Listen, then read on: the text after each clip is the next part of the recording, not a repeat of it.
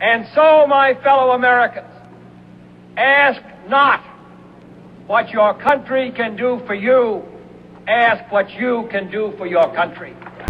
If we look to the answer as to why for so many years we achieved so much, prospered as no other people on earth, it was because here in this land we unleashed the energy and individual genius of man to a greater extent than has ever been done before.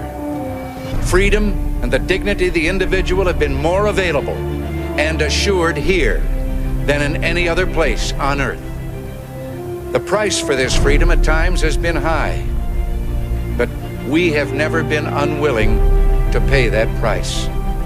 Those who say that we're in a time when there are no heroes, they just don't know where to look. The sloping hills of Arlington National Cemetery, with its row upon row of simple white markers bearing crosses or stars of David, they add up to only a tiny fraction of the price that has been paid for our freedom. Each one of those markers is a monument to the kind of hero I spoke of earlier. Their lives ended in places called Belleau Wood, the Argonne, Omaha Beach, Salerno, and halfway around the world on Guadalcanal, Tarawa, Pork Chop Hill, the Chosin Reservoir, and in 100 rice paddies and jungles of a place called Vietnam. Under one such marker lies a young man, Martin Treptow, who left his job in a small-town barber shop in 1917 to go to France with the famed Rainbow Division. There on the Western Front, he was killed trying to carry a message between battalions under heavy artillery fire.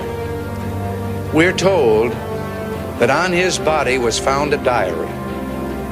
On the flyleaf, under the heading, "My Pledge," he had written these words: "America must win this war. Therefore I will work, I will save, I will sacrifice, I will endure. I will fight cheerfully and do my utmost as if the issue of the whole struggle depended on me alone." We must realize that no arsenal or no weapon in the arsenals of the world is so formidable as the will and moral courage of free men and women. It is a weapon our adversaries in today's world do not have. It is a weapon that we as Americans do have. Let that be understood by those who practice terrorism and prey upon their neighbors. As for the enemies of freedom, those who are potential adversaries, they will be reminded that peace is the highest aspiration of the American people. We will negotiate for it, sacrifice for it. We will not surrender for it now or ever. We are Americans.